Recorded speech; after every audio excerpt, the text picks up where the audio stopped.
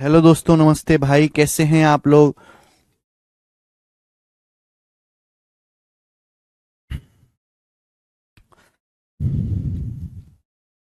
Good evening भाई। कैसे हैं स्टूडेंट्स आप सभी लोग? हाँ जी बच्चों, कैसा महसूस कर रहे हैं भाई मेरे? अच्छा महसूस कर रहे हैं आप? तो कल क्लास बीच में ही आपकी रुक गई थी, पावर कट हो गया था। ठीक है ना, उसकी वजह से आपकी क्लास पूरी नहीं हो पाई थी। Good evening. लेकिन फिर भी कल मैंने आपको कंसेप्ट बता दिया था। बोला है यदि एक्स को 23, 39, 32, 56 में से प्रत्येक में से घटाया जाता है तो संख्याएं समानुपात में होती हैं। पूछा x+4 और 3x+1 के बीच मीन प्रोपोर्शन ज्ञात कीजिए। यानी कि सवाल में x+4 और 3x+1 का मीन प्रोपोर्शन पूछा है। मीन प्रोपोर्शनल क्या होता है मेरे दोस्तों? मीन प्रोपोर्शनल होता है दो संख्याओं का रूट ए बी। यानी कि इस क्वेश्चन को सॉल्व करने के लिए मुझे x का मान निकालना पड़ेगा। दो रास्ते हैं, या तो मैं यहां से x का मान कैलकुलेट करूं, फिर मैं यहां पे रख दूं, आ जाएगा। लेकिन मेरे दोस्तों, आपको नहीं लग रहा कि इस सवाल के जो सारे ऑप्शन है वो क्या है? इंटीजर हैं, और सारे ऑप्शंस बहुत छोटे छोटे हैं। तो मैं बिना x का मान सॉल्व किए हिट एंड ट्रायल से, यानी कि अंदाजे से, क्या x की वैल्यू नहीं निकाल सकता? इस सवाल के आंसर रूट में तो है नहीं, ना डेसिमल में है अभी, ना फ्रैक्शन में है। यानी कि x की वैल्यू ऐसी होनी चाहिए छोटी सी, जो मैं यहां पे रखते ही सीधे सीधे आसानी से अंडर रूट आ जाए। तो बताओ x की वैल्यू क्या रखूं? यहां पे 2 रखने पर नहीं बनेगी, 3 रखने पर नहीं, 4 रखने पर नहीं, 5। अगर मैं x की जगह 5 रखता हूं मेरे दोस्तों, 5, तो 5×4 = 9 का अंडर रूट 3, और 5×3 = 15, 16 का अंडर रूट 4, देखो 12। 12 इस सवाल का आंसर आएगा। देखो ऑप्शन में भी 12 दिया हुआ है। यानी कि कहीं x का मान 5 तो नहीं, कहीं x का मान 5 तो नहीं भाई। बोला है कि x वो संख्या है जिसको इन चारों में से घटाने पर संख्याएं समानुपात में होती हैं। अगर 5 घटाओगे 23 में से 5 घटाओगे 18, 39 में से 5 घटाओगे 34, 32 में से 5 घटाओगे 27, और 56 में से 5 घटाओगे 51। तो आप मुझे बताओ, जो पहली दो संख्याओं का रेशियो है 9:17, वही बाद की दो संख्याओं का रेशियो भी हो गया 9:17। यानी कि बिल्कुल सही है, एक्स का मान 5 ही है। तो बेटे हम ना ज्यादातर ऐसे सवालों को अंदाजे से ही कर लेते हैं, बिना सॉल्व करे।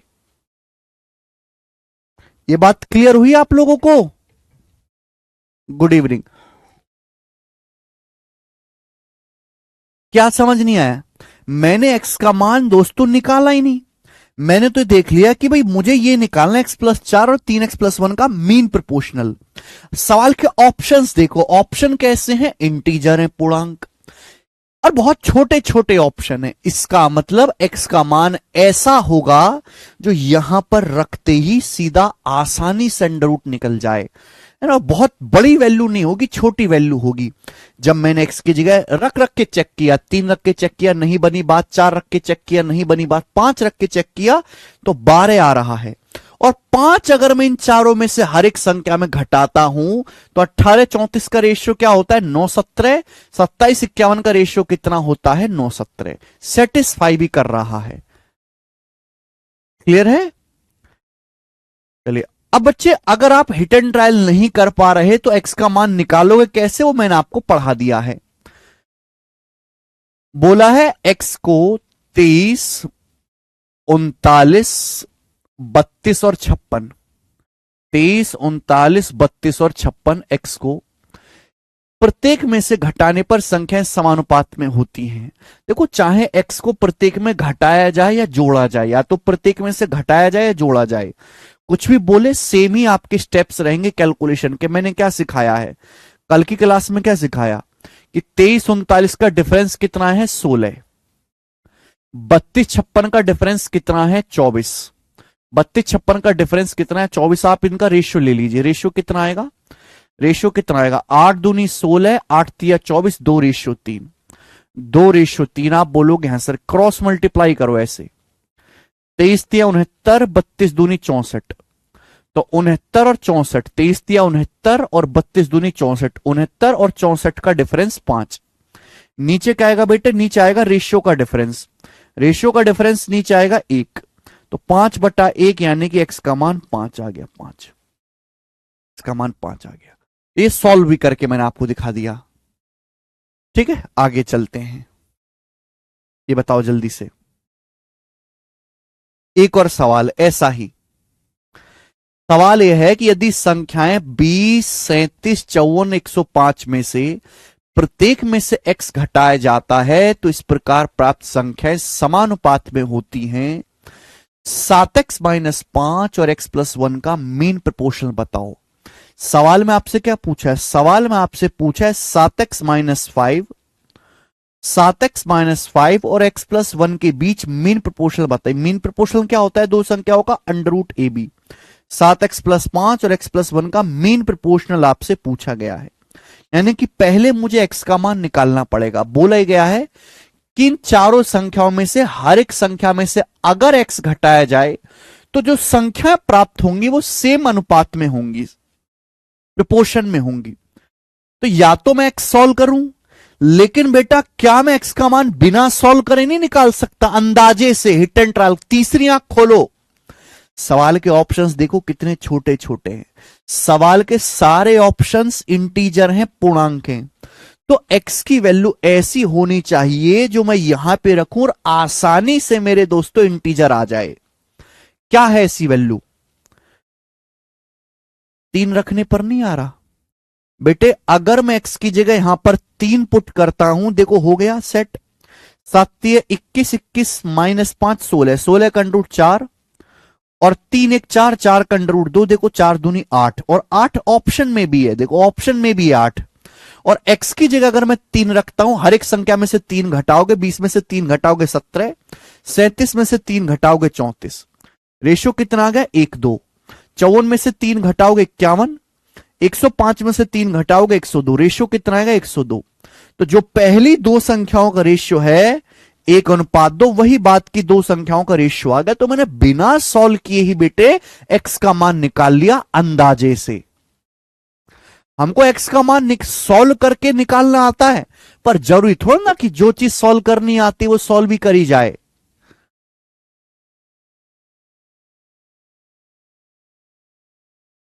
ठीक है, तो बेटे मेहनत उतनी ही करो जितनी जरूरत है। ये वाला सवाल देखेंगे, सवाल नंबर 112। ये बताओ जल्दी से इसका क्या आंसर है, फटाफट। अच्छा सवाल।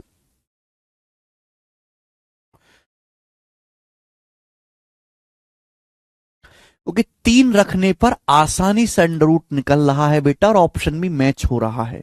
थोड़ा सा दिमाग लगाओ विक्रम मीना जी, शिवम कुमार। दिमाग नहीं है लगाना बस की तो सॉल्व कर लो बेटे, अगर दिमाग नहीं है तो सॉल्व कर लीजिए फिर। बोला संख्याएं 54, 49, 22 और 21 प्रत्येक में से x घटाने पर संख्याएं समानुपात में होती हैं। 8x-25 और 7x-26 का रेशियो ज्ञात करें। सवाल में आपसे इन दोनों का अनुपात पूछा है। तो बेटे ये तो हिट एंड ट्रायल से नहीं होगा, यहां तो आपको x की वैल्यू निकालनी पड़ेगी, यहां तो x की वैल्यू निकालनी पड़ेगी मेरे दोस्तों। तो टेंशन मत लीजिए। 54, 49 का डिफरेंस कितना है 5, 22, 21 का डिफरेंस कितना है 1, रेशियो ले लीजिए 5:1 है ना। x को प्रत्येक संख्या में घटाने पर समानुपात में होती हैं, ऐसे क्रॉस मल्टीप्लाई। 1 की 54 में गुणा 54, 5 की 22 में गुणा 110। तो 110 और 54 का डिफरेंस क्या है 110 और 54 का डिफरेंस आएगा मेरे दोस्तों 56, 56। और नीचे क्या आएगा मेरे दोस्तों, नीचे आएगा मेरे दोस्तों रेशियो का डिफरेंस 5 और 1 का डिफरेंस 4। तो 56/4 यानी कि 14 है। तो x का मान यहां से 14 आ गया, 14 है।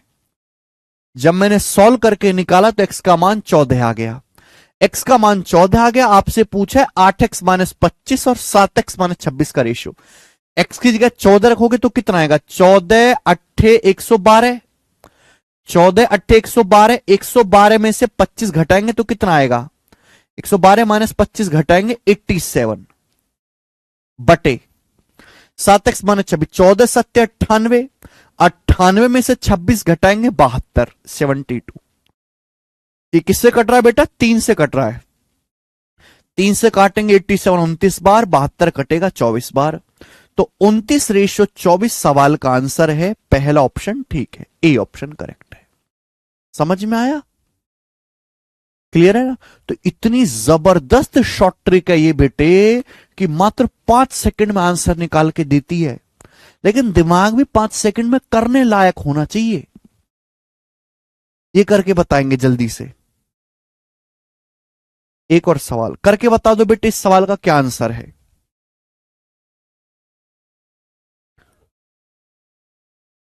मुझे करके बता दीजिए इस सवाल का आंसर क्या है।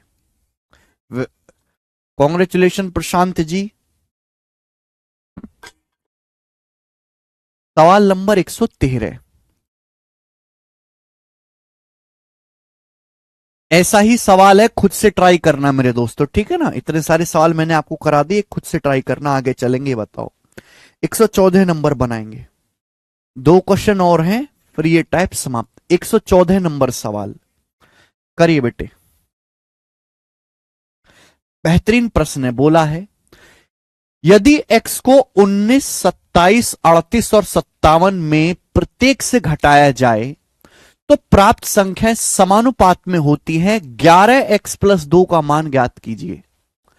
बोला यह गया है कि यदि x को 19, 27, 38 और 57 हर एक नंबर में से x घटाया जाए तो जो संख्याएं होंगी मेरे दोस्तों वो प्रोपोर्शन में होंगी, समानुपात में होंगी। तो x का मान क्या है? 11x+2 का मान ज्ञात कीजिए। यानी कि पहले आपको x का मान निकालना पड़ेगा। बताइएगा।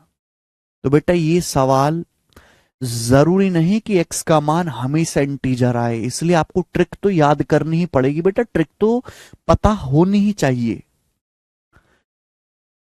एक रास्ता है, या तो हर एक ऑप्शन को चेक कर करके देखो कि भाई ये 11x+2 बराबर 54, यहां से x का मान निकालो, यहां से x का मान निकालो, फिर चेक कर करके देखो। वो तो बहुत टाइम टेकिंग प्रोसेस है, तो सॉल्व ही कर लेते हैं। 19, 27, 38, 57 ईच में से x सब्ट्रैक्ट करने पर संख्याएं प्रोपोर्शन में होती हैं। x का मान क्या है बताओ? 19, 27 के बीच में कितने का डिफरेंस है?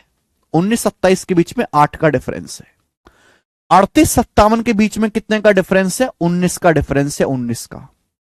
देखिए 19 की 19 में गुणा करेंगे 361, 361। 8 की 38 में गुणा करेंगे क्या आएगा?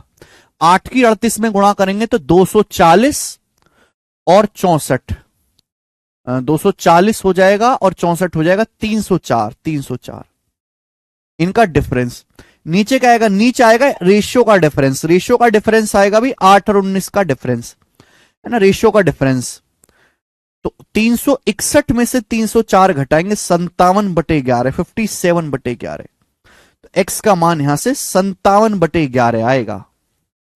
क्लियर है? यानी कि बेटे यहां एक्स की वैल्यू इतनी भयानक आई है फ्रैक्शन में कि आदमी का दिमाग गैस ही नहीं कर सकता। आदमी का दिमाग इतना विकसित नहीं हुआ है कि भैया 57/11 एक्स की वैल्यू अंदाजे से सोच पाए। तो ये आपको सॉल्व करके प्रोसेस से ही निकालना पड़ेगा। तो x का मान 57/11 आ गया। आपसे पूछा है 11x+2, यहां रख देंगे। x की जगह 57/11 रखेंगे, 11 से 11 कट जाएगा, क्या बचेगा? 57। 57+2 यानी कि सवाल का आंसर आ जाएगा 59। सी ऑप्शन इस सवाल का आंसर है 59। बेहतरीन लेवल का सवाल है मेरे दोस्तों। जब एग्जामिनर का मन होता है ना कि आज मुझे बच्चों को परेशान करना है, तब वो ऐसा सवाल देगा। जनरली जो है एग्जामिनर ऐसा ही सवाल देता है, सड़क छाप, जिससे आप मात्र हिट एंड ट्रायल से कर सकते हैं। ठीक है, चलिए लास्ट क्वेश्चन करेंगे इस कंसेप्ट पे। लास्ट सवाल नंबर 115। बताओ जरा, ये जो सवाल आपके सामने है बहुत ही मुश्किल सवाल है बेटे, और ये सवाल CHSL 2023 के प्री के पेपर में आया है। करके बताओ बेटे इस क्वेश्चन का क्या आंसर है? CHSL 2023 प्री का बनाइए।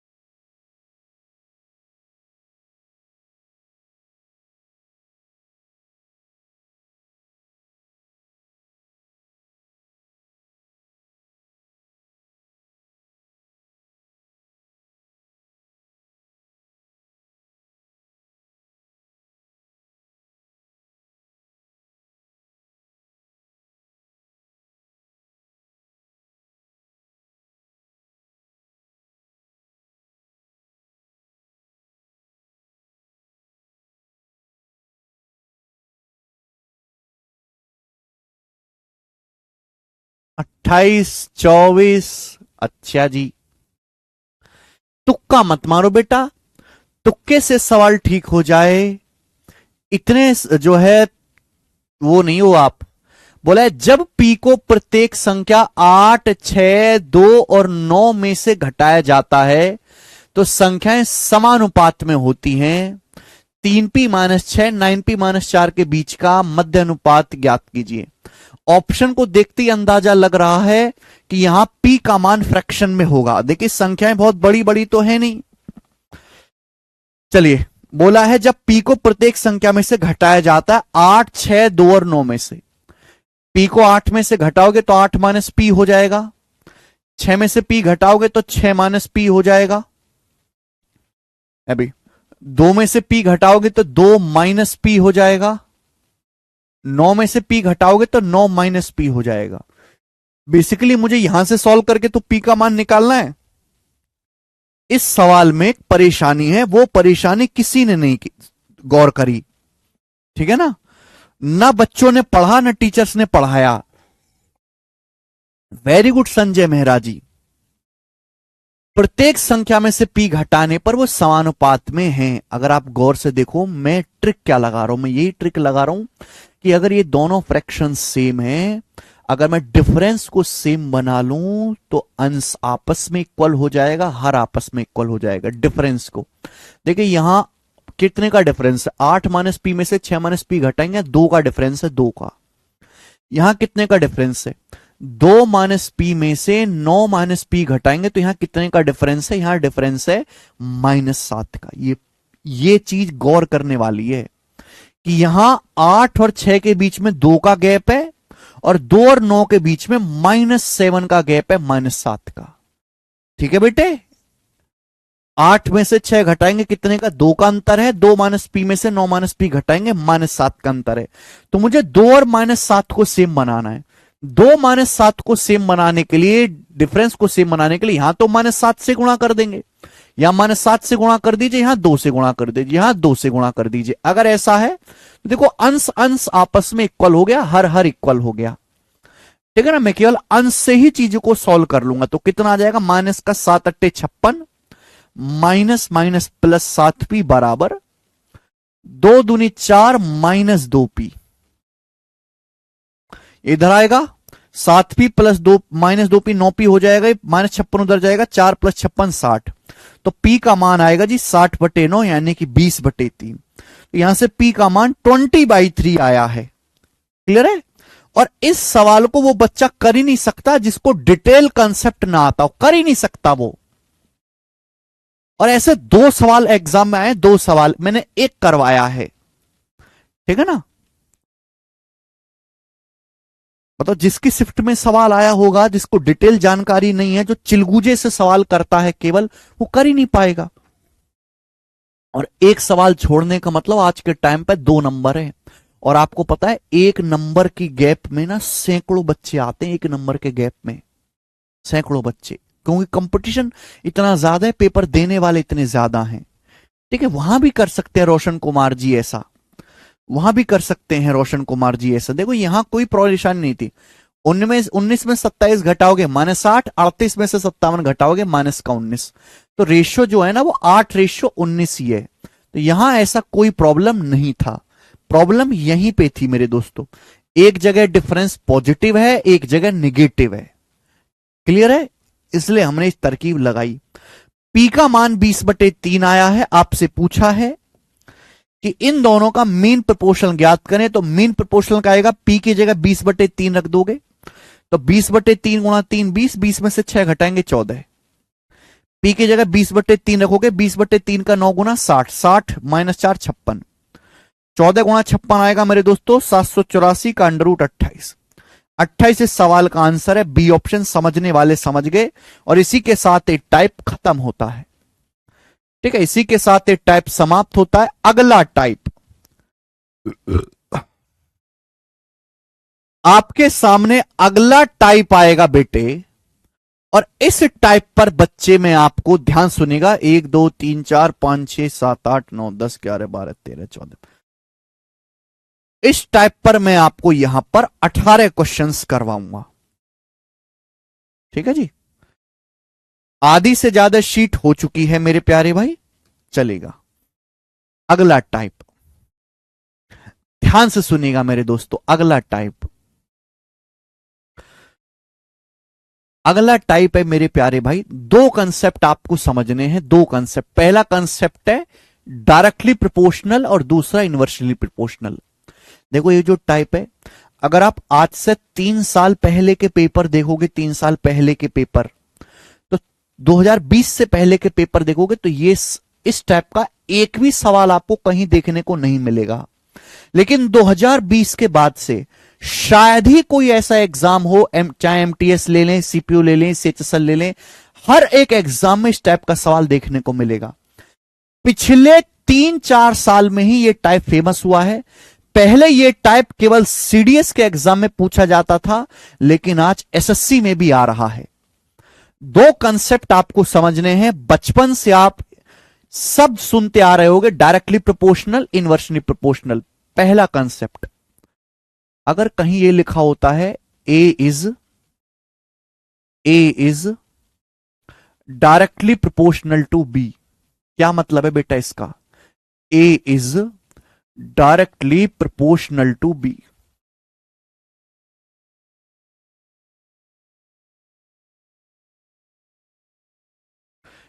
ए is directly proportional to B.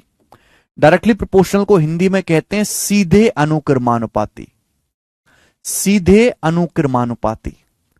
A B के सीधे अनुक्रमानुपाती है। A is directly proportional to B, A is directly proportional to B. A B के सीधे अनुक्रमानुपाती है। क्या मीनिंग है इस बात का? इसको मैथमेटिक्स में ऐसे डिनोट करते हैं, as directly proportional to B का मतलब as directly proportional to B. ये साइन होता है as directly proportional to B. इसका मतलब ये है, अगर आपके सामने कहीं भी लिखा हुआ दिखता है as directly proportional to B, तो इसका मतलब ये है कि जिस अनुपात में बी बदलेगा, ए उसी अनुपात में बदलेगा। बी जिस रेशियो में चेंज होगा, ए बी उसी रेशियो में चेंज होगा। अगर आप बी को आधा करोगे, ए बी आधा हो जाएगा। बी को 5 गुना करोगे, ए बी 5 गुना हो जाएगा। बी को 30% बढ़ाओगे, ए बी 30% बढ़ेगा। यह होता है डायरेक्टली प्रोपोर्शनल का मतलब कि ए बी पे सीधे निर्भर करता है। प्रोपोर्शनल का मतलब निर्भर करना। ए बी पे सीधे निर्भर करता है। बी जिस अनुपात में बदलेगा, ए बी उसी अनुपात में बदलेगा। क्लियर है? ध्यान से सुनिएगा मेरे दोस्तों। जैसे सिंपल सा मैं आपसे कहूं, सिंपल सा अगर मैं नियम समझाऊं कि बर्बादी घमंड के सीधे अनुक्रमानुपाती होती है। बर्बादी घमंड के सीधे अनुक्रमानुपाती होती है। अगर आदमी अपना घमंड दुगना कर दे, दुगनी स्पीड से बर्बाद होगा। घमंड को 10% कम कर दे, 10% कम स्पीड से बर्बाद होगा। ठीक है ना? यानी कि घमंड जिस अनुपात में बदलेगा, आदमी की बर्बादी भी उसी रेशियो में चेंज होगी। यह होता है डायरेक्टली प्रोपोर्शनल का मतलब। समझ में आया? हां जी, किसी को कोई समस्या? हाँ। ये टाइप रेलवे में भी आता है क्या? रेलवे में तो मैंने ज्यादा सवाल नहीं देखे इस टाइप के। ठीक है, तो A is directly proportional to B, सभी को समझ में आया। जब हम प्रोपोर्शनलिटी का साइन हटाते हैं, जब हम प्रोपोर्शनलिटी का साइन हटाते हैं तो कांस्टेंट नंबर से गुणा हो जाती है। जब हम प्रोपोर्शनलिटी का साइन हटाते हैं, प्रोपोर्शनलिटी का साइन जब हम लोग हटाते हैं तो कांस्टेंट नंबर से गुणा हो जाती है। इसको ये होता है कांस्टेंट, नियतांक। ये होता है मेरे दोस्तों कांस्टेंट, नियतांक, कांस्टेंट नंबर, नियतांक। आपने न्यूटन का नियम पढ़ा है कि दो वस्तुओं के बीच जो बल है उनके द्रव्यमानों के अनुक्रमानुपाती होता है। दो वस्तुओं के बीच जो बल है उनके बीच की दूरी के स्क्वायर के व्युत्क्रमानुपाती होता है। पढ़ा है ना? समझ में आया ना मेरे प्यारे दोस्तों? तो न्यूटन वो अनुक्रमानुपाती क्या है कि जितने भारी भारी वस्तुएं होंगी उनके बीच उतना ज्यादा जो है फोर्स लगेगा। तो डायरेक्टली प्रोपोर्शनल का मतलब है, अगर ए बी के डायरेक्टली प्रोपोर्शनल है तो इसका मतलब यह है कि बी जिस अनुपात में चेंज होगा, ए उसके रिवर्स रेशियो, ए जो है उसी सेम अनुपात में चेंज होगा। ठीक है, मुझे लगता है कि आप एक कंसेप्ट समझ चुके हैं। नेक्स्ट अगला कंसेप्ट, सेकंड बात, सेकंड बात।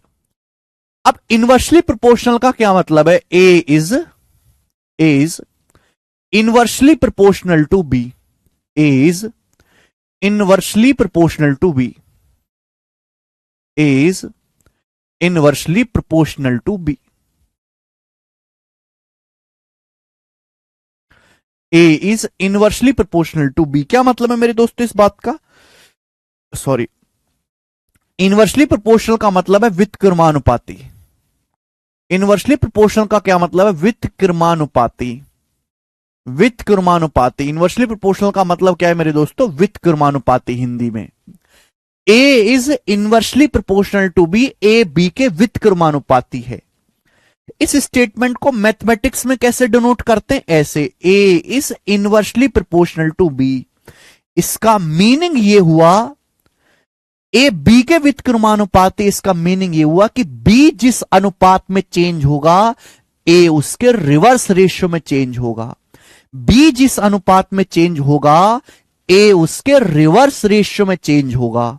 बी जिस अनुपात में चेंज होगा, ए उसके रिवर्स रेशियो में चेंज होगा। यह मतलब हुआ, अगर आप बी को घटाओगे तो ए बढ़ेगा, अगर आप बी को बढ़ाओगे तो ए घटेगा। यानी कि बी जिस रेशियो में चेंज होगा, ए उसके रिवर्स रेशियो में चेंज होगा। क्लियर है? बी जो है वो ए के उल्टे पर निर्भर करता है, उल्टे पर। ठीक है बच्चे, मैं ये भी कह सकता हूं, अगर प्रोपोर्शनलिटी का साइन यहां से हटाओगे तो कांस्टेंट नंबर, जब भी हम प्रोपोर्शनलिटी का साइन हटाते हैं तो कांस्टेंट नंबर से गुणा हो जाते हैं। के क्या है बेटा? कांस्टेंट, एक फिक्स वैल्यू है, फिक्स वैल्यू है मेरे प्यारे भाई। या मैं ये भी कह सकता हूं मेरे दोस्तों, ए गुणा बी बराबर के, ए गुणा बी बराबर के। ठीक है, ए बी के इनवर्सली प्रोपोर्शनल, इनवर्सली प्रोपोर्शनल का मतलब ए बी के इनवर्सली प्रोपोर्शनल है, तो मैं कह सकता हूं कि ए और बी का जो प्रोडक्ट है वो कांस्टेंट नंबर होगा, वो फिक्स नंबर होगा। हमने आपको पढ़ा है परसेंटेज में कि दो संख्याओं का प्रोडक्ट अगर कांस्टेंट है तो एक संख्या जिस अनुपात में बदलेगी दूसरे उसके रिवर्स रेशियो में बदलेगी। एक संख्या जिस अनुपात में बदलेगी दूसरे उसके रिवर्स रेशियो में बदलेगी। ठीक है मेरे प्यारे दोस्तों, आप बोलोगे हां जी सर बिल्कुल सही। ओके,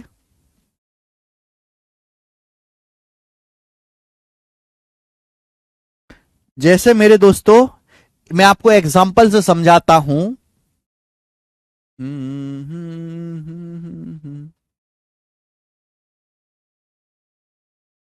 कौन सा एग्जांपल ले लें?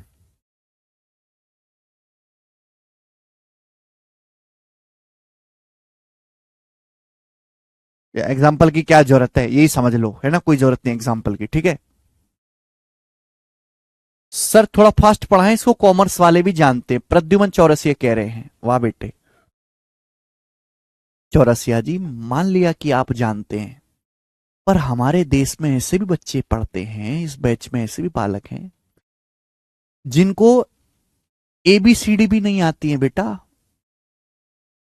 ये एज इनवर्सली प्रोपोर्शनल बी तो बहुत बड़ी बात है उनके लिए, है ना। आप शायद हकीकत से वाकिफ नहीं है, सबको साथ लेके चलना पड़ता है। क्लियर है? किसी को कोई समस्या? आप बोलोगे नहीं सर कोई भी समस्या नहीं है। तो ये दो कंसेप्ट आपको जानने हैं, डायरेक्टली प्रोपोर्शनल और इनवर्सली प्रोपोर्शनल। इस पर बेस्ड सवाल हम करेंगे। सवाल नंबर 116 सिलेक्शन पोस्ट 2023 का क्वेश्चन है, और इस सवाल को जरा आप हमें करके बताएं। बोला है ए बी के अनुक्रमानुपाती है जब ए बराबर 52, बी बराबर 91। ए बी के, A varies directly with B, A varies directly with B, यानी कि ए जो है बी के डायरेक्टली प्रोपोर्शनल है। बोला है जब ए 52 है तो बी 91। बोला है जब बी 126 है तो ए का मान ज्ञात करें। देखो, ए बी के डायरेक्टली प्रोपोर्शनल है, इसका मतलब यह है कि जिस रेशियो में ए चेंज होगा बी उसी रेशियो में चेंज होगा। जब ए का मान 52 है तो बी का मान 91 है, 91। बोला है जब बी का मान 126 है, 126, तो ए का मान क्या होगा। यानी कि ए जिस अनुपात में चेंज किया है मैंने बी को भी उसी रेशियो में चेंज किया। ए 52 था पहले, अब ए क्या है, पहले बी कितना था 91, बी कितना है 126, तो मैंने बराबर कर दिया रेशियो को। बताओ किससे जाएगा, 13 चौका 52, 13 सत्ते 91, 7 से 126 चला जाएगा 18 बार, तो क्वेश्चन मार्क आ जाएगा 18 चौक 72, 72। 72 इस सवाल का आंसर है, जो कि मेरा थर्ड ऑप्शन करेक्ट है, तीसरा ऑप्शन। बेहतरीन सवाल। विक कुमार कह रहे हैं सर आप मोटिवेट करते हैं, बेइज्जती समझ नहीं आता। बेटा यही तो टैलेंट है। 72 सब बच्चों ने कर लिया, सरल सवाल था। ठीक है, नेक्स्ट सवाल नंबर 117 बनाए। बोला संख्या ई के व्युत्क्रमानुपाती है। Number A is inversely proportional to E. Okay, बोला जब ए 50 है तो ई 22 है, ए और ई के बीच क्या रिलेशन, जब ए का मान 50 है तो ई 22 है, ए और ई के बीच क्या रिलेशन है। देखो हमने आपको प्यार से समझाया कि ए ई के इनवर्सली प्रोपोर्शनल है, इनवर्सली प्रोपोर्शनल, तो इसका मतलब ये हुआ मेरे दोस्तों कि प्रोपोर्शनलिटी का साइन हटाऊंगा तो एक कांस्टेंट नंबर आएगा। के क्या है, कांस्टेंट नंबर है, ये रिलेशन आना चाहिए। ए और ई के बीच जो संबंध है मेरे दोस्तों वो इस प्रकार का होना चाहिए। मुझे केवल यहां से ये भी नहीं होगा, ए और ई के बीच यही एक रिलेशन हो सकता है, यही एक रिलेशन हो सकता है। भाई यहां से तो ये पता लग रहा है कि ए और ई डायरेक्टली प्रोपोर्शनल है। ए बराबर 13, अगर मैं ई को बढ़ाऊंगा तो ए भी बढ़ेगा, तो यहां से तो ये पता लग रहा है ए और ई डायरेक्टली प्रोपोर्शनल है, ये भी डायरेक्टली प्रोपोर्शनल है, ये भी डायरेक्टली प्रोपोर्शनल है। ये अकेला ऑप्शन है जहां ए और ई इनवर्सली प्रोपोर्शनल है, तो यही आंसर हो सकता था। सॉल्व करना चाहते हैं तो सॉल्व भी हो जाएगा। बोला जब ए का मान 50 है, ए का मान 50 है तो ई का मान 22 है, तो यहां से कांस्टेंट नंबर कितना आएगा, यहां से कांस्टेंट जो आ जाएगा 50 गुणा 22 1100 आ जाएगा, तो कांस्टेंट 1100 हो जाएगा। जब कांस्टेंट 1100 है तो ए और ई के बीच का रिलेशन आ जाएगा, ए बराबर आ जाएगा 1100 बटा ई, और यही सवाल का आंसर भी है मेरे दोस्तों, जो कि बी ऑप्शन है। ये सॉल्व भी हो गया, बी ऑप्शन। ये सारे प्री के सवाल हैं, ठीक है, बिल्कुल इजी टाइप्स, इजी सवाल से शुरू किया और धीरे धीरे मैं लेवल बढ़ाता जाऊंगा। ठीक है बेटे, आप ऐसा मत समझो कि सारे सवाल ऐसे ही आते हैं, तो बहुत आसान है। नेक्स्ट क्वेश्चन देखेंगे, एमटीएस 2023 के पेपर का, एसएससी एमटीएस का बनाए। बोला है the marks scored by a student, the marks scored by a student are directly proportional to the time invested in studies. If the student gets 60 marks when he studies 4 hours a day, then how many hours he should use in his studies daily to get 75 marks? देखो पहली line मेरे दोस्तों नियम बताया गया कि एक छात्र द्वारा प्राप्त अंक उसके द्वारा पढ़ाई में लगाए गए समय के अनुक्रमानुपाती हैं। एक स्टूडेंट्स के जो मार्क्स है मेरे दोस्तों, एक स्टूडेंट जो मार्क्स लाता है वो डायरेक्टली प्रोपोर्शनल है जितने घंटे वो पढ़ाई करता है, स्टडी आवर्स के अनुक्रमानुपाती है। ये मैं नहीं कह रहा, ये सवाल कह रहा है कि मार्क्स डायरेक्टली प्रोपोर्शनल है जितने टाइम वो स्टडी में इन्वेस्ट करता है। वो 4 घंटे पढ़ता है एक दिन में तो 60 नंबर आते हैं, जब वो 4 घंटे पढ़ता है तो उसके नंबर 60 आते हैं। बोला कितने घंटे उसको पढ़ना चाहिए अगर वो 75 अंक लाना चाहता है, 75 नंबर स्कोर करना चाहता है, बताओ। रेशियो सेम होना चाहिए, 4 से 60 जाएगा 15 बार, 15 से 75 जाएगा 5 बार, तो क्वेश्चन मार्क की वैल्यू आ गई जी 5 घंटे, तो उसे 5 घंटे डेली पढ़ना चाहिए। ये आंसर है बी ऑप्शन। देखो एमटीएस का सवाल है, आसान ही होगा। आगे चलते हैं, नेक्स्ट अगला सवाल, एक और क्वेश्चन ऐसा ही, बताएं। सवाल ये कहता है किसी वस्तु की गिरती ऊंचाई समय के घन के समानुपाती है। The following height of an object is proportional to the cube of time. One object falls 192 centimetre in 4 second, then in 7 second from how much height will the object fall. बोला है किसी वस्तु की जो हाइट है वो समय के क्यूब के मेरे दोस्तों, टाइम के क्यूब के डायरेक्टली प्रोपोर्शनल है, अनुक्रमानुपाती है। ठीक है, यानी कि कोई ऑब्जेक्ट जब नीचे गिराया जाता है तो जितना समय लगता है उस समय की पावर 3 के रेशियो में हाइट गिरती है। समझ में आए बात?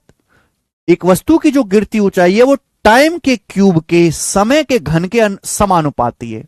एक वस्तु 4 सेकंड में 192 सेंटीमीटर गिरती है, 7 सेकंड में कितनी ऊंचाई से गिरेगी?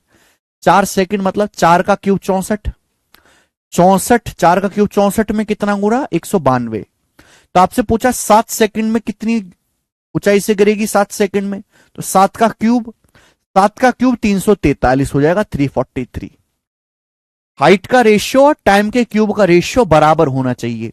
तो 64 से 192 तीन बार चला जाएगा तो क्वेश्चन मार्क कितना आएगा? 343 का 3 गुना, यानी कि 900 और 129, 1029। 1029 सवाल का आंसर है, सी ऑप्शन करेक्ट है, 1029।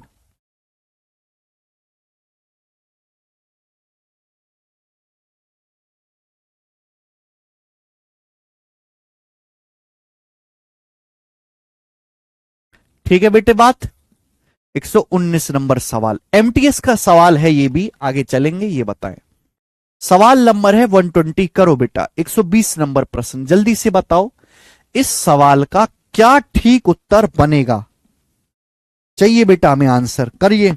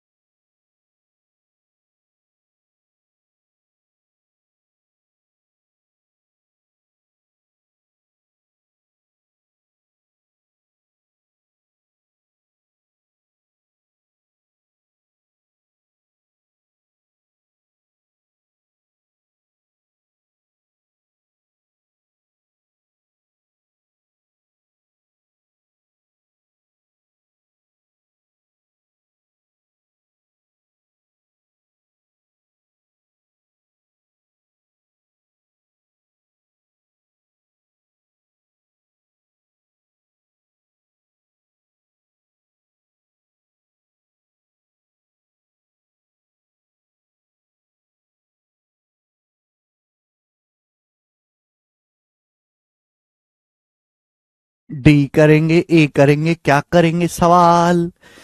यदि पी आर से सीधा अनुक्रमानुपाती है, क्यू आर से व्युत्क्रमानुपाती है, तो निम्न में से कौन सा सही नहीं है? पी जो है वो आर के डायरेक्टली प्रोपोर्शनल है और क्यू जो है वो आर के इनवर्सली प्रोपोर्शनल है, तो कौन सा सही नहीं है? तो ये वाला सही है। दूसरी बात, पी क्यू बराबर कांस्टेंट है भाई। देखो मेरे दोस्तों, पी जो है मेरे दोस्तों वो आर के डायरेक्टली प्रोपोर्शनल है और क्यू आर के इनवर्सली प्रोपोर्शनल है। क्यू आर के इनवर्सली प्रोपोर्शनल है तो मैं ये भी तो कह सकता हूं कि आर क्यू के इनवर्सली प्रोपोर्शनल है। आर क्यू के इनवर्सली प्रोपोर्शनल है, मैं ये भी तो कह सकता हूं, एक ही बात है भाई।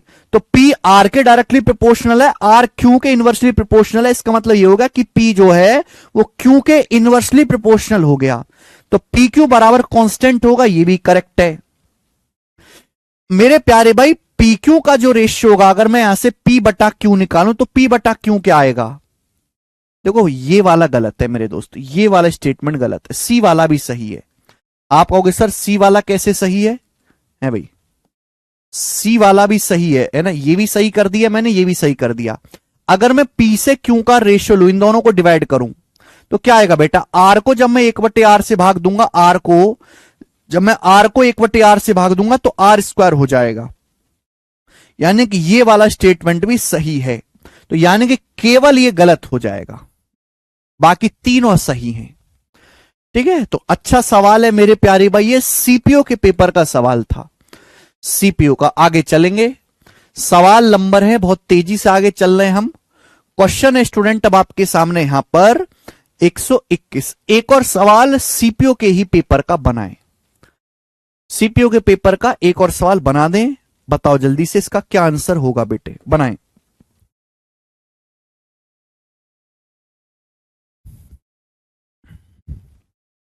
बोला A directly proportional to B, B inversely proportional to 1/c, C inversely proportional to 1/d। तो ए और डी के बीच क्या संबंध है अभी? ए बी के अनुक्रमानुपाती है, बी जो है सी के व्युत्क्रमानुपाती है, तो यानी कि यहां से ए से यहां आए, यहां से यहां आए, यहां से आए, ए आ गया।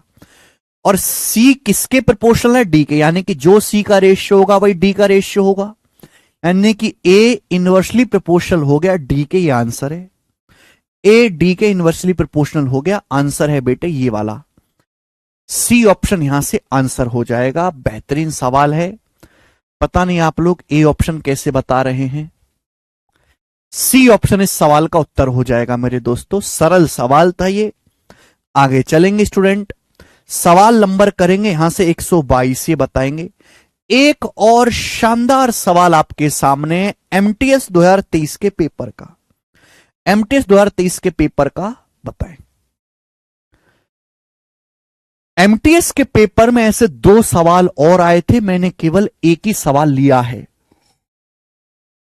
बोला है the weight of cube varies directly as the product of its volume and its density.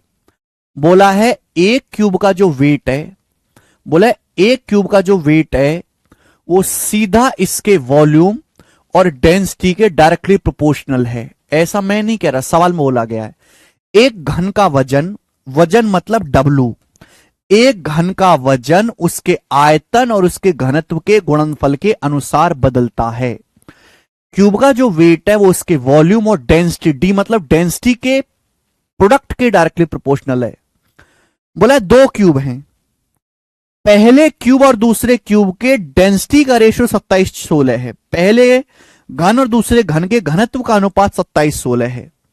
यदि पहले घन का वजन दूसरे घन के वजन का 4 गुना है, वेट 4 गुना है, पहले क्यूब का वेट दूसरे के वेट का 4 गुना है, तो आपसे पूछा है पहले क्यूब और दूसरे क्यूब के एजिस का रेशियो क्या है। बेटा ध्यान से सुनेगा, सवाल में दिया गया है, सवाल में आपको वेट का रेशियो दिया है, सवाल में डेंसिटी का रेशियो दिया है, वॉल्यूम का रेशियो कैसे निकलेगा फिर?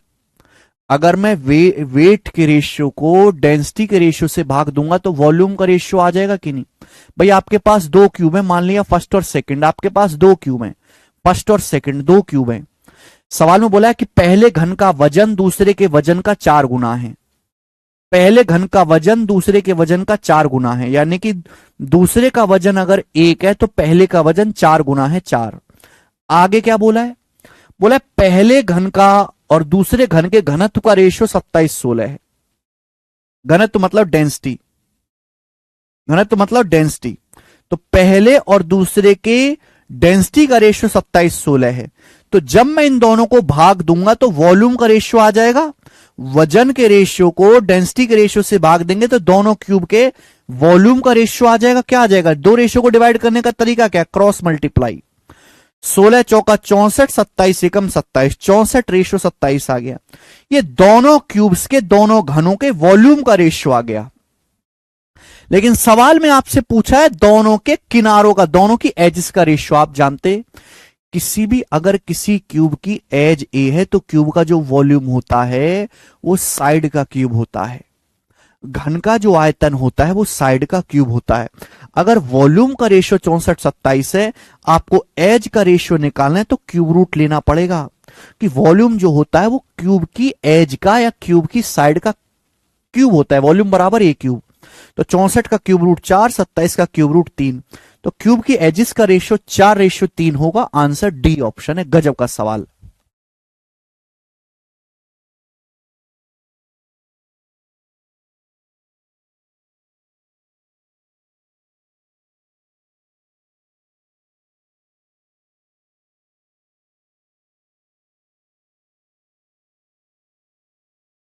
ठीक है,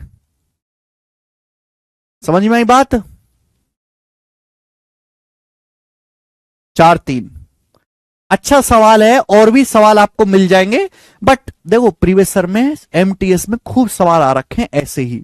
अब मैंने आपको एक करवा दिया, आपकी खोपड़ी तो खुल गई अब।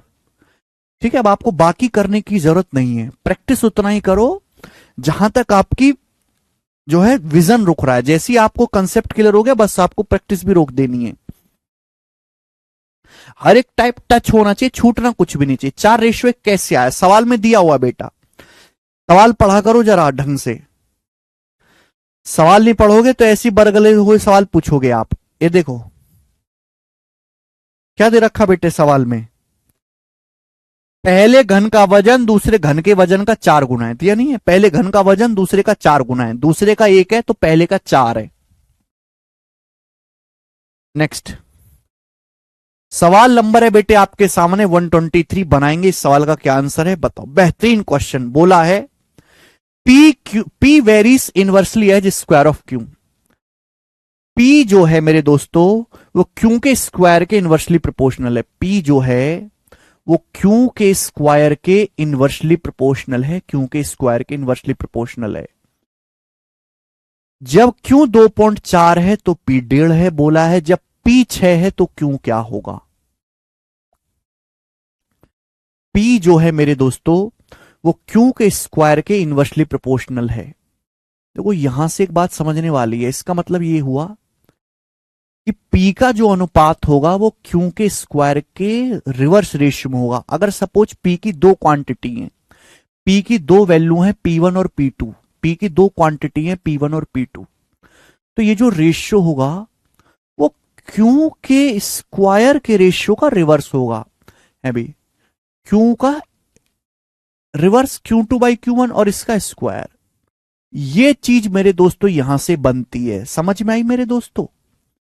सवाल में साफ साफ ये कहा गया है कि P जो है वो Q के वर्ग के व्युत्क्रमानुपाती है। इसका मतलब ये है कि अगर P की दो वैल्यू है P1 और P2 तो P1 से P2 का जो रेशियो होगा वो Q के स्क्वायर के रेशियो का उल्टा होगा। इसलिए मैंने ऊपर Q2 रखा है, नीचे Q1 रखा है और स्क्वायर लगा हुआ है।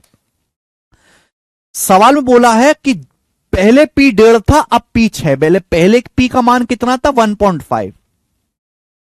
अब P का मान कितना है मेरे दोस्तों? 6। बोला है जब P 1.5 था, ये P1 है ये Q1 है ये P2 है। आपसे पूछा है बाद में Q2 क्या हो जाएगा। आपसे सवाल में Q2 स्क्वायर पूछा है मेरे दोस्तों। Q1 कितना है मेरे प्यारे भाई? Q1 जो है आपका 2.4 है। 2.4 का स्क्वायर। ठीक है, हमको यहां से कैलकुलेशन करनी है। आप में से हर कोई बच्चा कर लेगा। 1.5 से 6 4 चला जाएगा।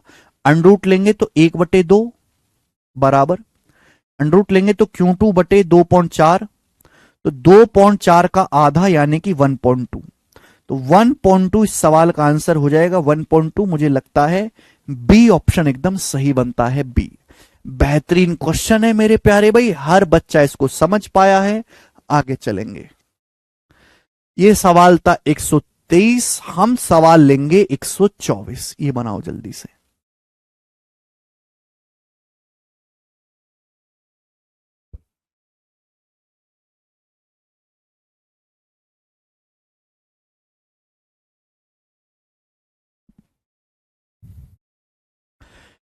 सवाल में बोला गया A varies directly as positive square root of B and inversely as cube of C. बोला गया है ए सीधे बी के पॉजिटिव स्क्वायर रूट के अनुक्रमानुपाती है और सी के क्यूब के व्युत्क्रमानुपाती है, ये बोला गया है। ए जो है, ए बी के पॉजिटिव स्क्वायर रूट के डायरेक्टली प्रोपोर्शनल है और सी के क्यूब के इनवर्सली प्रोपोर्शनल है। सवाल में ये चीज कही गई है मेरे दोस्तों, ठीक है ना। A is directly proportional to under root B and inversely proportional to C cube.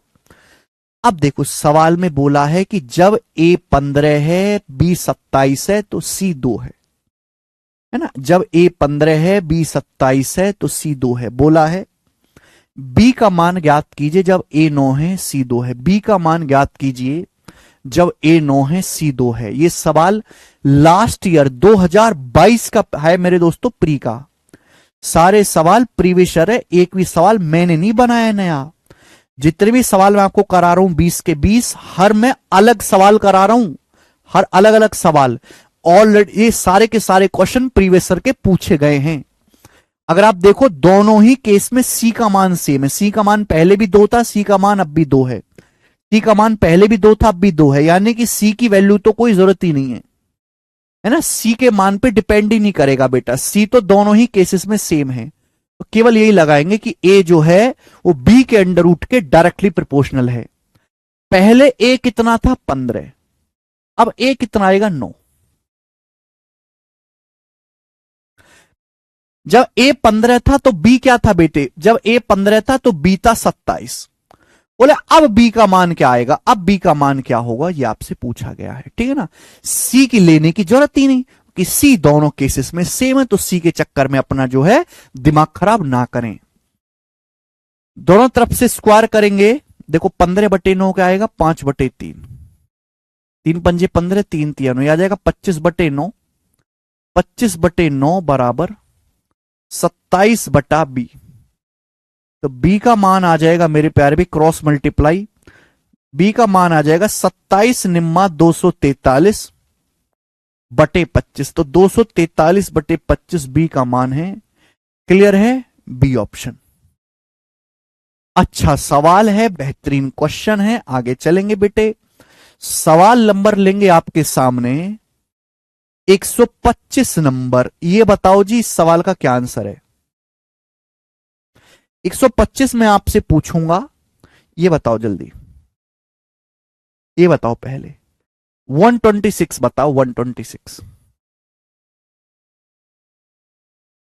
125 तो आप मुझे करके बताओगे, ये बनाएं।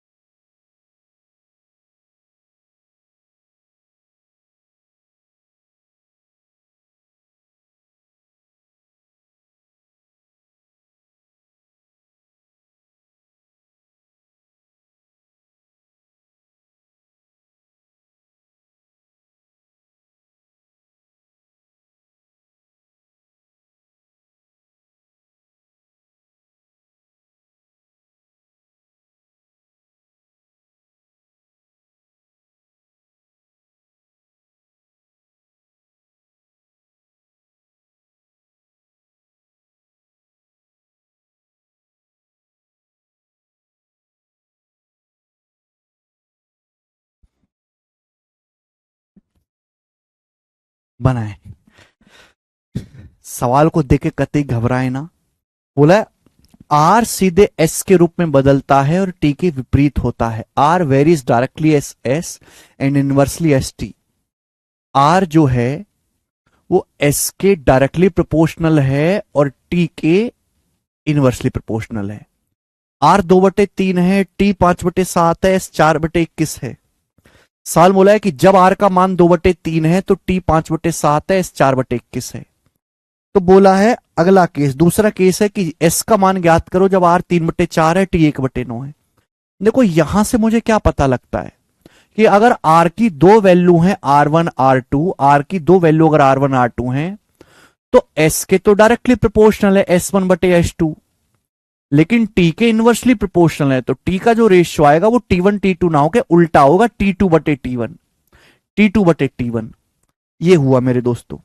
एक्चुअली जो आपको दे रखा है ये फर्स्ट केस दे रखा है R1 T1 S1, और ये आपसे जो पूछा ये S2 पूछा है। ये आपका R2 है, ये आपका T2 है। ऐसे समझ जाया करो कि R की दो क्वांटिटी है R1 R2, S की दो क्वांटिटी है S1 S2, T की दो क्वांटिटी है T1 T2।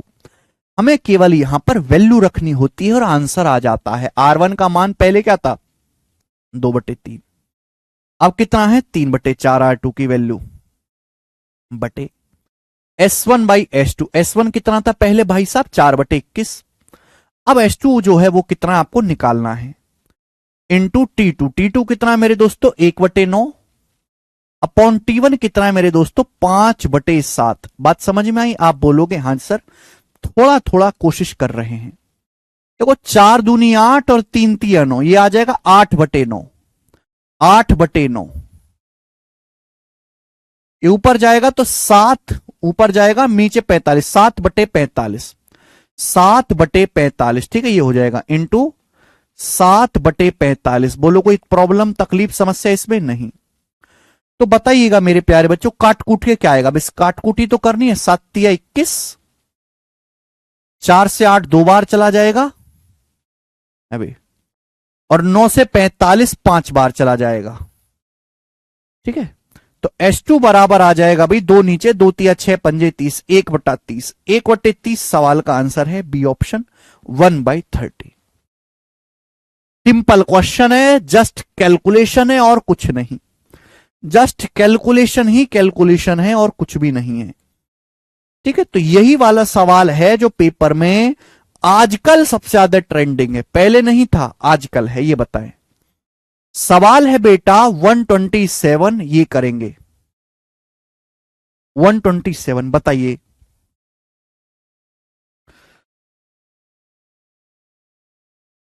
घबरा नहीं है। बोला X varies inversely as √y and directly as W।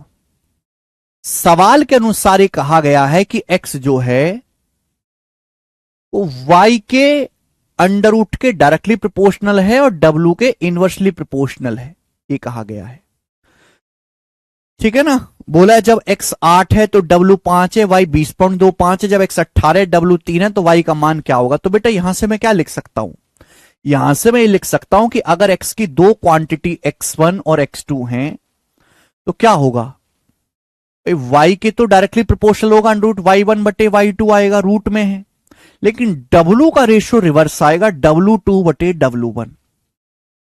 ठीक है, यहां पे जस्ट मेरे को वैल्यू रखनी है।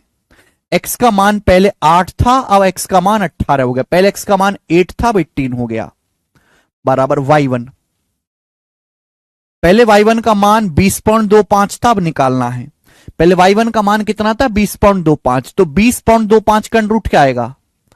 20.25 का रूट आएगा 4.5 बटे √y2। y2 लिख लो या y लिख लो, इच्छा आपकी है, इंटू W2/W1। भाई W2 कितना है 3, और पहले W कितना था 5 था, 5। आप बोलोगे हाँ जी एकदम सही, कोई भी परेशानी नहीं है। तो ये हो गया मेरे दोस्तों, ये करना है अपन को कैलकुलेट। तो दशमलव से 0 जाएगा अभी, 5 नाम 45,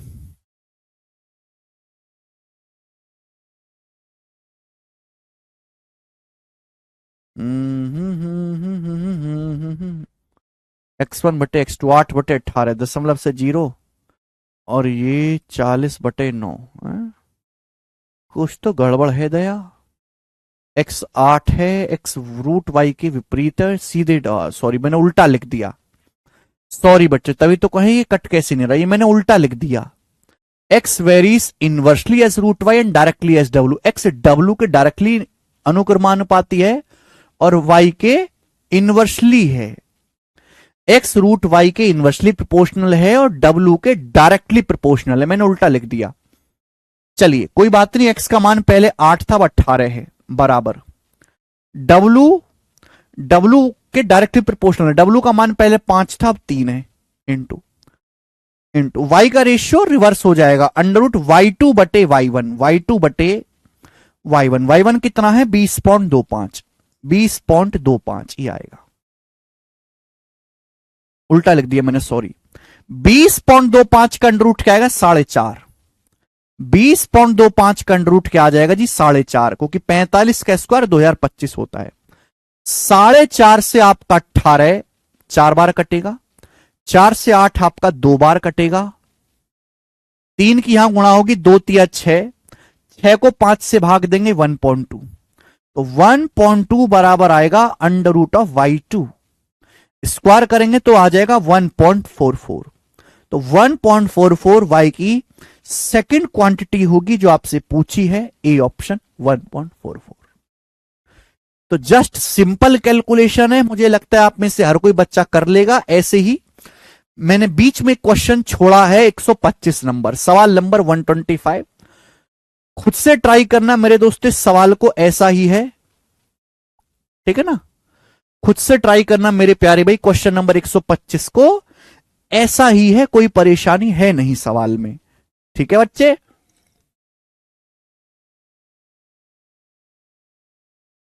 नेक्स्ट आगे चलते हैं हम लोग, अब हम सब लोग आगे चलेंगे।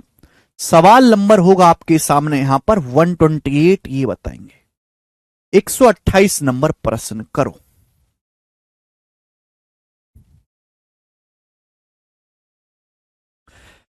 देखिए वैसे तो अलजेब्रा में ज्यादा चीजें नहीं पूछा है, पर फिर भी ये सवाल देखिए एग्जाम का पूछा हुआ, बोला है यदि A cube plus B cube A square minus B square के समानुपाती है तो A square minus A B plus B square किसके समानुपाती है।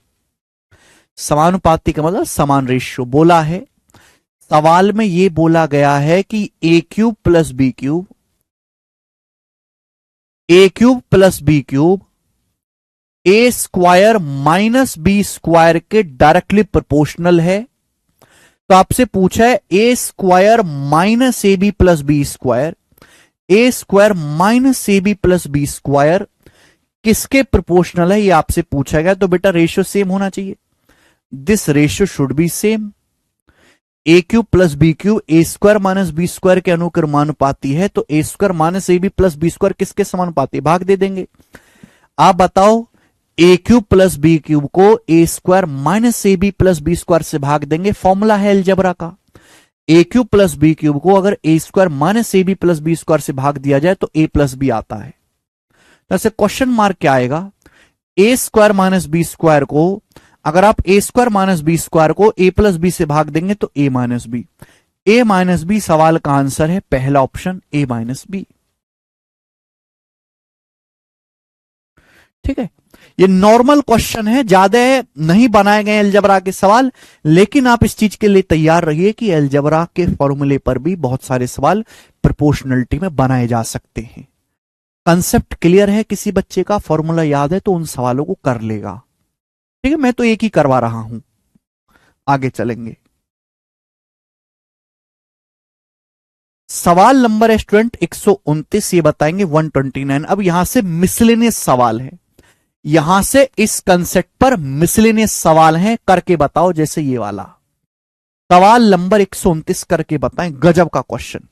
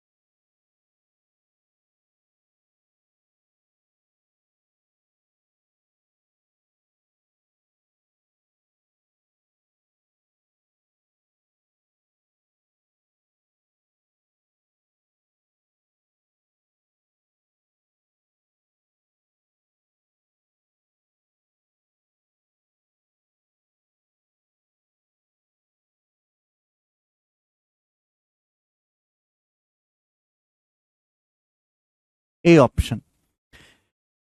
सोच समझ के करिएगा, सवाल बहुत शानदार है, बहुत शानदार। बोला है यदि P सीधे Q के समानुपाती के रूप में बदलता है और आर के वर्ग के व्युत्क्रमानुपाती के, P वेरीज, सवाल के अनुसार P varies directly as Q and inversely as square of R के स्क्वायर के इनवर्सली प्रोपोर्शनल है। बोला what is the percentage increase in P के मान में कितना परसेंटेज इंक्रीज होगा due to increase in Q by 20% and decrease in R by 20%। बोला है पी के मान में कितना परिवर्तन होगा अगर क्यू को 20% बढ़ा दें। बेटा अगर मैं क्यू को 20% बढ़ा दूंगा 1/5, तो क्यू 5 से 6 हो जाएगा, और आर को 20% डिक्रीज कर दे, 20% होता है 1/5, यानी कि आर जो है वो 5 से 4 हो जाएगा। आर को 20% डिक्रीज कर दिया। अगर क्यू इस अनुपात में चेंज हुआ है, आर इस अनुपात में चेंज हुआ है, तो आप मुझे बताओ पी किस अनुपात में चेंज होगा। अगर पी पहले P1 था तो अब P2 हो गया। पी क्यू के डायरेक्टली प्रोपोर्शनल है। क्यू का रेशियो क्या हो गया बेटा, क्यू पहले 5 था, 5 से 6 हो गया क्यू। आर के रेशियो का, आर के वर्ग के रेशियो का लेना रिवर्स, है ना, रिवर्स लेना है भाई भैया। तो क्योंकि आर के इनवर्सली प्रोपोर्शनल है, तो बेटा 4 स्क्वायर और बटे 5 स्क्वायर आएगा ना। आर का आपको रेशियो लेना है, उसका स्क्वायर करना है मेरे दोस्तों इनवर्स करके, ठीक है ना। तो आपने पहले 5 4 का रिवर्स करा, 4 5 स्क्वायर किया, तो यानी कि मेरे दोस्तों पी इस रेशियो में चेंज होगा। अब मेरे प्यारे भाई बताओ क्या आएगा, 5 से 5 चला जाएगा, 2 से काटेंगे, 2 तिया 6 और 2 अट्ठे 16, तो ये आ जाएगा मेरे दोस्तों P1 से P2 का रेशियो 8/15। P1 से P2 का रेशियो ये आ जाएगा 8/15। दैट मीन्स ये हुआ कि अगर P1 का मान पहले 8 था तो 8 से 15 हो गया। अगर P1 का मान पहले 8 था तो 8 से 15 हो गया, तो यानी कि मान कितना बढ़ गया, 7 बढ़ गया, 7/8। 7 पहले 8 था, 8 से 15 हो गया तो 7 इंक्रीज हो गया। 7/8 क्या होता है, A option 87.5%। 1/8 12.5%, 7/8 87.5%। That will be your answer. Next, ठीक ना। तो देखो ये कितना बेसिक सवाल था मेरे प्यारे भाई, अलग सा है, ये मिसलेनियस सवाल है बेटा, ठीक है ना। अगला सवाल लेंगे, सवाल नंबर है आपके सामने 130। ये बताओ, ये जो सवाल आपके सामने है ये यूपी पुलिस असिस्टेंट ऑपरेटर के पेपर में आया है 2024 में। बनाइएगा जरा। सवाल ये कह रहा है X varies directly as 3y-2। X जो है वो 3y-2 के डायरेक्टली प्रोपोर्शनल है। एक्स 3y-2 के रूप में बदलता है सीधे, यानी कि 3y-2 जिस रेशियो में चेंज होगा एक्स भी उसी रेशियो में चेंज होगा। बोला जब y 3 है तो x 14 है, जब x 20 है तो y का मान ज्ञात करें। जब y 3 है तो x 14 है, रख दो यहां पे, x 14 है, y कितना है 3, 3 तिया 9 -2 7। बोला है जब x 20 है, जब x का मान 20 है मेरे प्यारे भाई, तो y का मान क्या होगा। जब x 20 है तो y का मान क्या होगा, जल्दी से बताओ। अगर यहां 14 का आधा 7 है तो यहां भी 20 का आधा 10 होना चाहिए, यानी कि 10 होना चाहिए।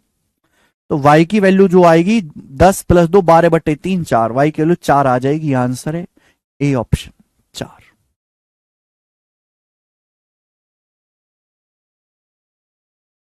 ठीक है, नेक्स्ट आगे चलेंगे बेटे। सवाल है स्टूडेंट आपके सामने यहां पर 131, ये बताएंगे जल्दी से 131 नंबर क्वेश्चन। और ये सवाल एमटीएस 2023 के पेपर का है, एमटीएस का पेपर है। और अभी तक मैंने जितने भी सवाल कराए हैं उनमें सबसे मुश्किल ये सवाल है, सबसे मुश्किल, सबसे लंबा, सबसे कैलकुलेटिव एमटीएस की परीक्षा का। बताएं।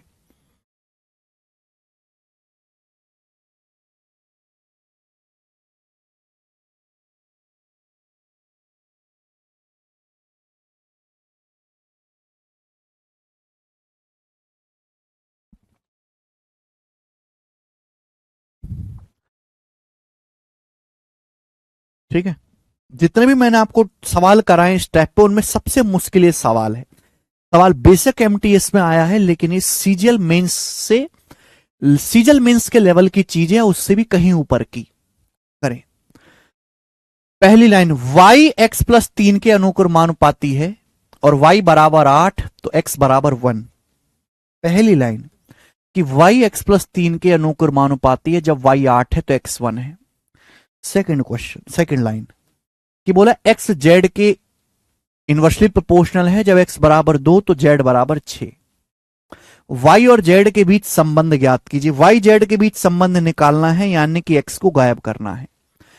पहली लाइन देखेंगे, पहली लाइन में बोला है कि y जो है वो x प्लस 3 के डायरेक्टली प्रोपोर्शनल है। y जो है वो x प्लस 3 के डायरेक्टली प्रोपोर्शनल है।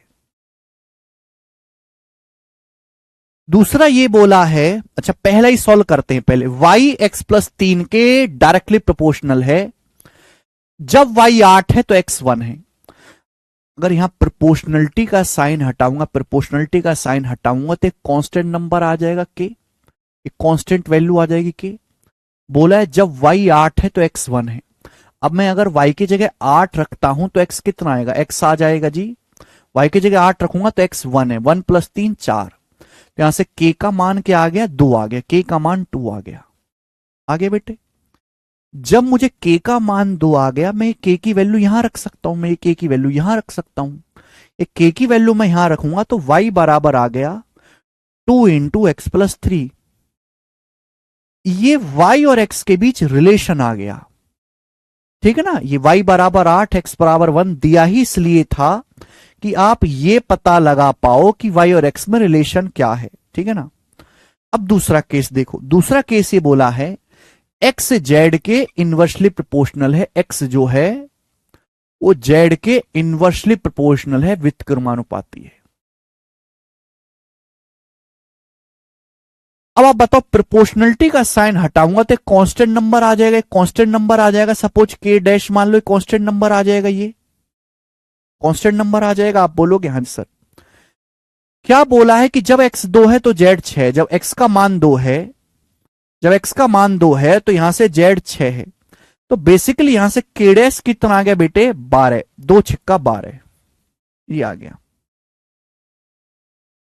ये 12 मेरे दोस्तों यहां रख दीजिए, k डैश की जगह 12 यहां रख दीजिए, तो x इंटू जेड क्या आ जाएगा, x गुणा जेड बराबर 12 आ जाएगा, या फिर यही रहने दो, x बराबर क्या आ जाएगा, 12 बटे जेड।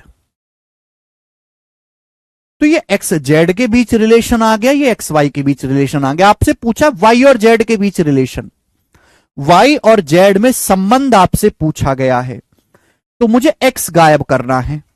तो जो एक्स का मान आया है 12 बटे जेड यहां रख दो। ये जो एक्स का मान आया है यहां से 12 बटे जेड यहां रख दीजिए, 12 बटे जेड, एक्स की 12 बटे जेड यहां रख दीजिए, 12 बटे जेड प्लस 3। या फिर आप ऐसे भी कह सकते हैं कि दोनों जगह से एक्स की वैल्यू को इक्वल कर दो। भाई अगर मैं यहां से एक्स का मान निकालूंगा तो यहां से एक्स का मान क्या आएगा, यहां से एक्स का मान आएगा 2 नीचे वाई बटे 2 माइनस 3, एक्स का मान आएगा वाई बटे 2 माइनस 3, 2 नीचे आएगा वाई बटे 2, 3 उधर चला जाएगा। ये एक्स का मान है, यहां से एक्स का मान कितना है 12 बटे जेड, यहां से एक्स का मान कितना है 12 बटे जेड, बराबर होना चाहिए। मैं ये भी कर सकता हूं, तो मैंने यहां से एक्स का मान निकाला, 2 नीचे गया वाई बटे 2, 3 उधर गया, यहां से एक्स का मान 12 बटे जेड, ये भी एक्स की वैल्यू है, ये भी एक्स का मान है, ये भी एक्स का मान है, बराबर होना चाहिए, इक्वल होना चाहिए मेरे प्यारे भाई। तो यहां क्या करेंगे एलसीएम, तो 2 तिया 6 बटे 2 बराबर 12 बटे जेड, क्रॉस मल्टीप्लाई करेंगे तो जेड की वाई माइनस 6 में गुणा, ऐसे क्रॉस मल्टीप्लाई करेंगे तो जेड इंटू वाई माइनस 6 बराबर 12 दूनी 24, जेड इंटू वाई माइनस 6 बराबर 24, ये आंसर है। जेड इंटू वाई माइनस 6 बराबर 24, तो डी ऑप्शन सवाल का सही आंसर है, डी ऑप्शन। अच्छा सवाल है ये।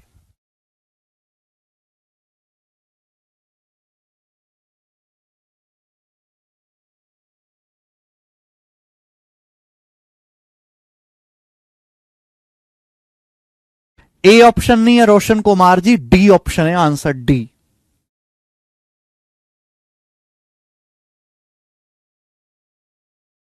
बताइए, क्या शानदार सवाल है, शानदार प्रश्न। चलिए आगे चलते हैं स्टूडेंट। है भाई, अब हम इस टाइप का, शॉर्ट नहीं है, यही आपको करना पड़ेगा, तभी तो मैंने कहा कि एमटीएस के हिसाब से मुश्किल सवाल है। एमटीएस में ऐसे सवाल नहीं पूछने चाहिए एग्जामिनर को, क्योंकि एमटीएस वाला बालक तो ये देख के बेहोश हो जाएगा। लास्ट क्वेश्चन लेंगे मेरे दोस्तों इस पर। सवाल नंबर 132 ये बताए, 132 नंबर, करो जल्दी से क्या आंसर है।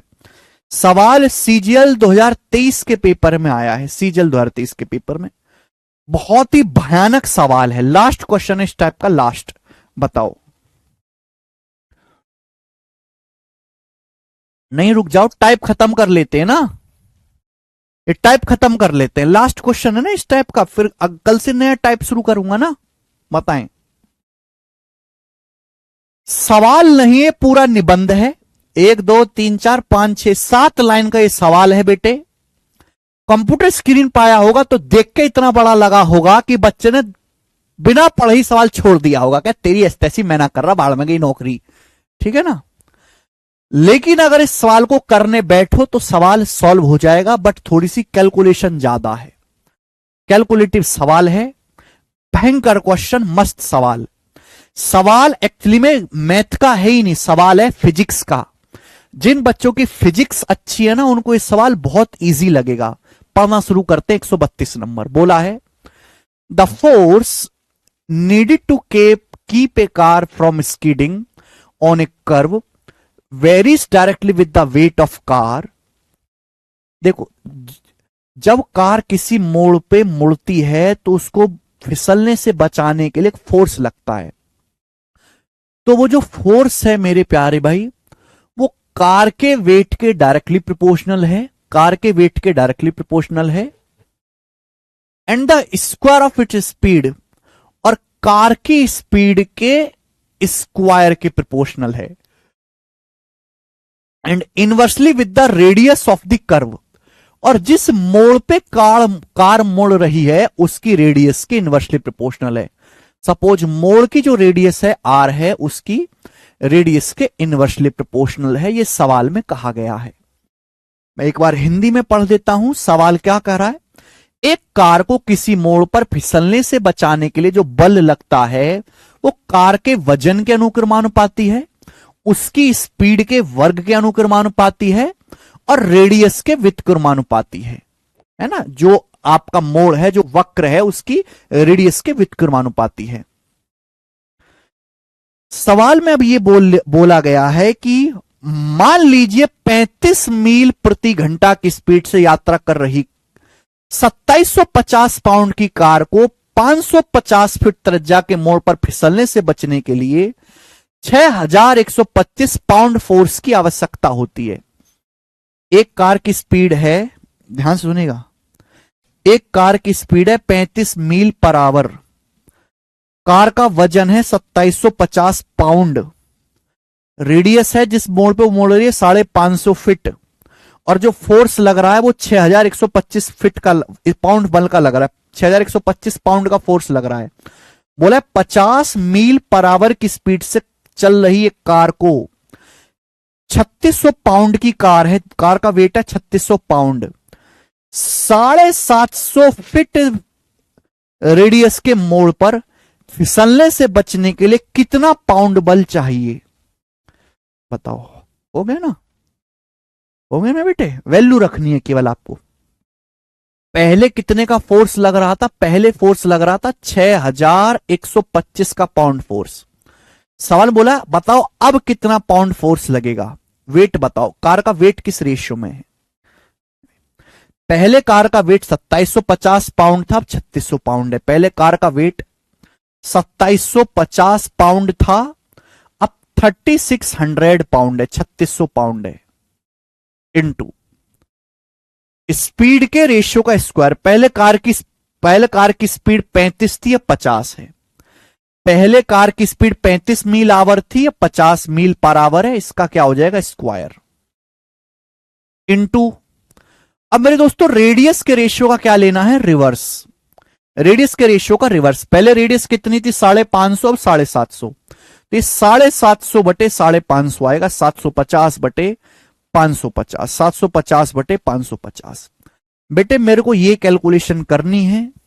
कैलकुलेशन कहीं भी मुश्किल नहीं है, जीरो से जीरो कटी जाना है। 55 से ये 50 बार कटी जाना है मेरे दोस्तों। 55 पंजे 275, एक जीरो भी कट जाएगा। 15 से कटी जाना है, 15 पंजे 75, 15 30, 15 चौका 60, 15 पंजे 75, 15 दूनी 30, 15 चौका 60, 24। ठीक है। 35 बटे 50 का होल स्क्वायर। 35 50 किससे आता है, 7 से और 10 से, यानी कि मेरे दोस्तों 7 बटे 10 का स्क्वायर 49 बटे 100। ये हो जाएगा 49 बटे 100, 49 बटे 100, 49 बटे 100। 35 बटे 50 कितना आएगा, 7 बटे 10 का स्क्वायर 49 बटे 100। ये 5 बच्चे 25 है, 25 से 100 चला जाएगा 4 बार। अब ये 49 है बेटे, 49 से कटना चाहिए। 49 एकम 49, बचेगा 12, 49 दूनी 198, 198, 49 एकम 49, बचेगा 12, 49 दूनी 198, तो 24 बचेगा। 49 पंजे 245, 125 हो गया। तो फोर्स आ गया भी ये 24 चौका 96, 96 की गुणा हो जाएगी 125 में। 125 गुणा 24 गुणा 4, 125 गुणा 24 गुणा 4, ये आ गया। अच्छा 125 की 4 में गुणा करो तो 500 होता है, 500 की 24 में गुणा करो तो 12,000, 500 की 24 में गुणा करो तो 12,000, तो 12,000 पाउंड फोर्स लगेगा। डी ऑप्शन आंसर है 12,000। Very very beautiful question, very very beautiful question. ठीक है, सवाल इजी है, सवाल में कोई दिक्कत नहीं है, बट प्री के एग्जाम के हिसाब से क्वेश्चन टाइम टेकिंग है।